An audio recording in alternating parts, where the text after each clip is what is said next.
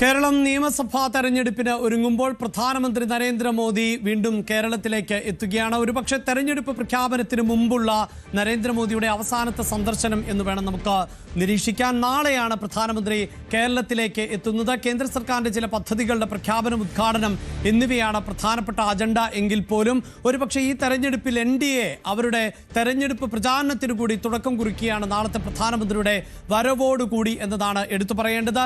എങ്ങനെയാണ് പ്രധാനമന്ത്രിയുടെ നാളത്തെ ചടങ്ങുകൾ, അതിന്റെ ഷെഡ്യൂൾ എന്നതാണ് നമ്മൾ പരിശോധിക്കുന്നത്. കേരളത്തിലും തമിഴ്നാട്ടിലും ആണ് പ്രധാനമന്ത്രി നാളെ സന്ദർശനം നടത്തുന്നത്. കേരളത്തിൽ ഏതാണ്ട് 3 മണിക്കൂറുകൾ മാത്രമാണ് പ്രധാനമന്ത്രി ചെലവഴിക്കുക.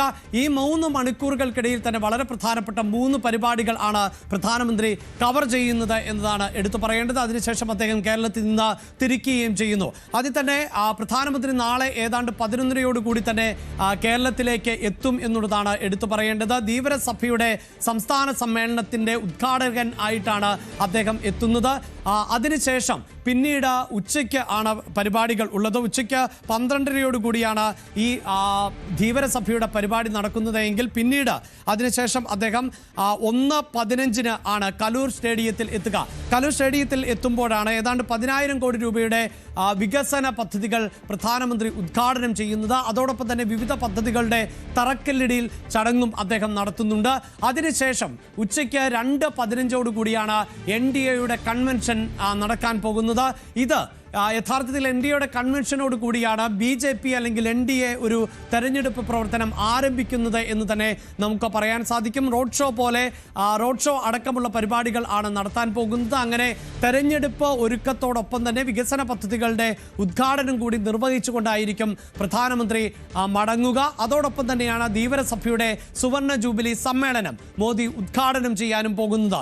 നവമി ദിനേശാണ് വിശദാംശങ്ങളുമായി ചേരുന്നത്. നവമി, തെരഞ്ഞെടുപ്പ് പ്രഖ്യാപനത്തിന് മുമ്പ് നരേന്ദ്രമോദി ഒരിക്കൽ കൂടി കേരളത്തിലേക്ക് എത്തുകയാണ്. ഒരുപക്ഷെ തെരഞ്ഞെടുപ്പ് പ്രഖ്യാപിച്ചതിന് ശേഷം മോദിയുടെ വരവ് നമുക്ക് പ്രതീക്ഷിക്കാവുന്നതാണ്. കാരണം ഇത്തവണ മറ്റ് സംസ്ഥാനങ്ങൾ പോലെ BJP ചില A ക്ലാസ് മണ്ഡലങ്ങളിൽ എങ്കിലും ശക്തമായ പോരാട്ടവും വിജയവും ആണ് പ്രതീക്ഷിക്കുന്നത്.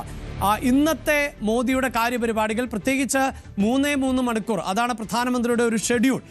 അതിനുള്ളിൽ എന്തൊക്കെ പരിപാടികൾ ആണ് പ്രധാനമന്ത്രിക്കുള്ളത്? എന്താണ് അതിൻ്റെ സമയക്രമം?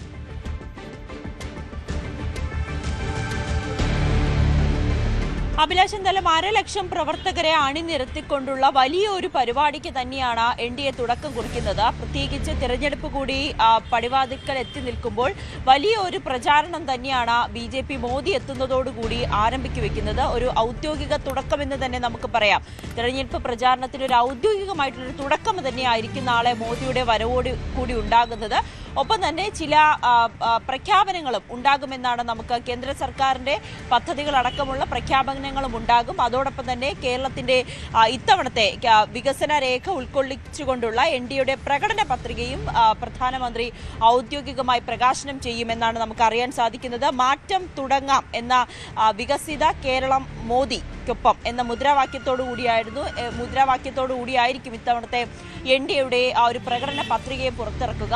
നാളെ എന്തായാലും പ്രധാനമന്ത്രി 11:30 ഇവിടെ നെടുമ്പാശ്ശേരി കൊച്ചി വിമാനത്താവളത്തിലേക്ക് എത്തുന്നത്. അവിടെ നിന്നും നാവികസേനയുടെ INS ഗരുഡ വിമാനത്താവളത്തിൽ അവിടെയായിരിക്കും ഇറങ്ങുക. അവിടെ നിന്നും റോഡ് മാർഗം മറൈൻ ഡ്രൈവിലെത്തി അഖില കേരള ധീവരസഭയുടെ സുവർണ ജൂബിലി സമ്മേളനത്തിൽ പങ്കെടുക്കും. അതായിരിക്കും അദ്ദേഹത്തിന്റെ ആദ്യ പരിപാടി. തുടർന്ന് കലൂർ സ്റ്റേഡിയത്തിലേക്ക് എത്തുന്ന പ്രധാനമന്ത്രി അവിടുത്തെ പ്രധാന കവാടത്തിൽ നിന്നും റോഡ് ഷോ ആയിട്ടായിരിക്കും ആദ്യം തയ്യാറാക്കിയ വേദിയിലേക്ക് പോവുക എന്നുള്ളതാണ് നമുക്ക് അറിയാൻ സാധിക്കുന്നത്. വലിയ സുരക്ഷ തന്നെയാണ് ഇന്ന് മുതൽ കലൂർ സ്റ്റേഡിയത്തിൽ ഒരുക്കിയിരിക്കുന്നത്. കൃത്യമായിട്ട് മാധ്യമപ്രവർത്തകർക്കടക്കം പാസോട് കൂടിയുള്ള പ്രവേശനം മാത്രമാണ് അനുവദിച്ചിരിക്കുന്നത്.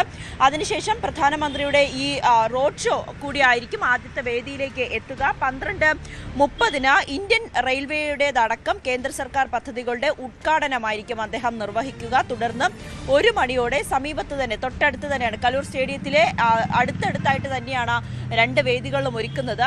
രണ്ടാമത്തെ വേദിയായിട്ടുള്ള NDAയുടെ തിരഞ്ഞെടുപ്പ് പ്രവർത്തനങ്ങളുടെ ഉദ്ഘാടനമായിരിക്കും. അതായിരിക്കും പ്രധാനമന്ത്രിയുടെ അടുത്ത പരിപാടി. ആ ഉദ്ഘാടനത്തിലും നമുക്ക് പ്രധാനമന്ത്രി ഈ തെരഞ്ഞെടുപ്പുമായി ബന്ധപ്പെട്ട ചില കാര്യങ്ങൾ, കേരള സർക്കാരിനോടുള്ള വിമർശനം, കോൺഗ്രസിനെതിരായിട്ടുള്ള വിമർശനമൊക്കെ നമ്മൾ ഈ വേദിയിൽ വെച്ചായിരിക്കും പ്രതീക്ഷിക്കുന്നത്. BJPയുടെ പരിപാടിയാണ്. ആ പരിപാടിക്ക് ശേഷം 2:30 പ്രധാനമന്ത്രി തിരിച്ച് കൊച്ചി വിമാനത്താവളത്തിൽ നിന്നും തിരുച്ചിറപ്പള്ളിയിലേക്ക് പോകുമെന്നാണ് നമുക്ക് അറിയാൻ സാധിക്കുന്നത്. റോഡ് ഷോയിൽ പങ്കെടുക്കുന്ന പ്രവർത്തകർക്ക് സൗകര്യപ്രദമായി തന്നെ സമ്മേളനത്തിൽ പങ്കെടുക്കുന്നതിന് വേണ്ടിയിട്ടുള്ള സൗകര്യങ്ങളെല്ലാം തന്നെ വേദികളിൽ ഒരുക്കിയിട്ടുണ്ടെന്നാണ് NDA നേതൃത്വം അറിയിക്കുന്നത്. ഒപ്പം BJP സംസ്ഥാന അധ്യക്ഷൻ രാജീവ് ചന്ദ്രശേഖരൻ 12:30 ഇന്ന് കലൂർ സ്റ്റേഡിയത്തിലെത്തി മാധ്യമങ്ങളെ കാണും. അതോടൊപ്പം തന്നെ ഒരുക്കങ്ങളും വിലയിരുത്തുന്നതിന് വേണ്ടിയിട്ടായിരിക്കും അദ്ദേഹം വരിക. നഗരത്തിൽ വലിയ ഗതാഗത നിയന്ത്രണം തന്നെയാണ് നാളെ 11 മണിക്ക് ശേഷമെന്ന് നേരത്തെ തന്നെ അറിയിച്ചിട്ടുണ്ട്. അങ്ങനെ എല്ലാവർക്കും ആ ഒരു പ്രധാനമന്ത്രി വരുന്നൊരു സാഹചര്യമായതിനാൽ കടുത്ത ഗതാഗത നിയന്ത്രണവും ഉണ്ടാകും. 2:30 പ്രധാനമന്ത്രി കൊച്ചിയിൽ നിന്നും തിരിച്ച് വിമാനത്താവളം വഴി തമിഴ്നാട്ടിലേക്ക് പോവുക എന്നാണ് നമുക്ക് അറിയാൻ സാധിക്കുന്നത്. എന്നാലും 3 പരിപാടികൾ, ധീവരസഭയുടെ ഉൾപ്പെടെ 3 പരിപാടികളിലാണ് നാളെ പ്രധാനമന്ത്രി പങ്കെടുക്കുന്നത്. 11:30 അദ്ദേഹം നെടുമ്പാശ്ശേരി വിമാനത്താവളത്തിൽ എത്തുക.